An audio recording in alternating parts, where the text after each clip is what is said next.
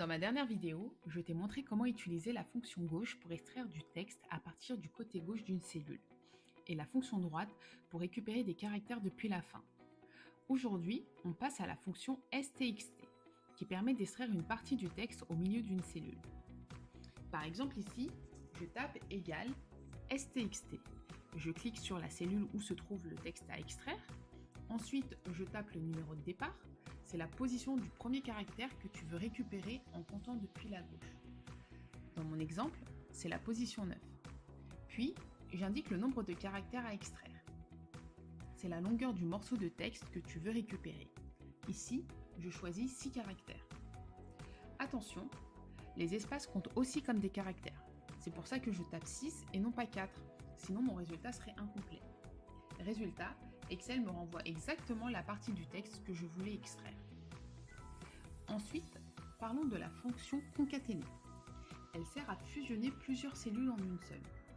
Par exemple, si tu veux reconstituer un code client à partir de cellules séparées, tu peux taper égal concaténer et sélectionner les cellules que tu souhaites fusionner.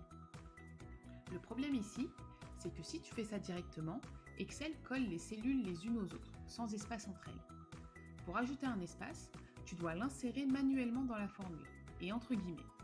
Les guillemets indiquent à Excel que c'est du texte, et comme à l'intérieur tu mets juste un espace, Excel comprend qu'il doit insérer un espace entre chaque cellule fusionnée.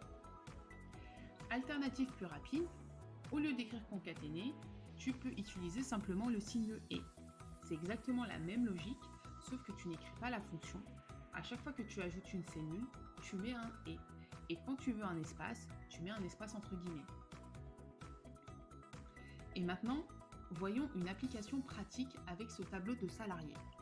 Ici, je veux créer un code salarié qui contient l'année d'entrée, les 2 premiers chiffres du code postal, les 3 dernières lettres du nom du salarié. Pour l'année d'entrée, j'utilise la fonction année sur la date. Je ne développe pas plus ici, car je ferai une vidéo spéciale sur les fonctions de date. Pour les 2 premiers chiffres du code postal, j'utilise la fonction gauche.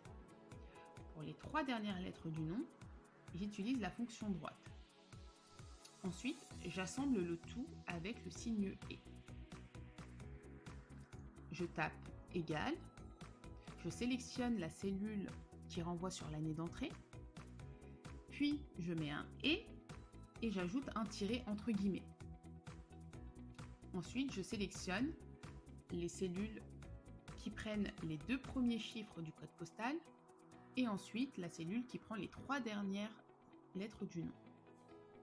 Je n'ai plus qu'à tirer ma formule vers le bas pour générer automatiquement le code de tous les salariés du tableau. En quelques secondes, chaque salarié a un code unique et cohérent. Tu vois, Excel, ce n'est pas si compliqué. Il suffit de connaître les bonnes fonctions et de passer à l'action. Et si tu veux que je fasse un tuto sur une fonction en particulier, dis-le moi en commentaire. Comme ça, je pourrai créer des vidéos qui t'aident vraiment. Et pour progresser encore plus vite, télécharge gratuitement les 3 premiers chapitres de mon e-book Excel. Le lien est en description.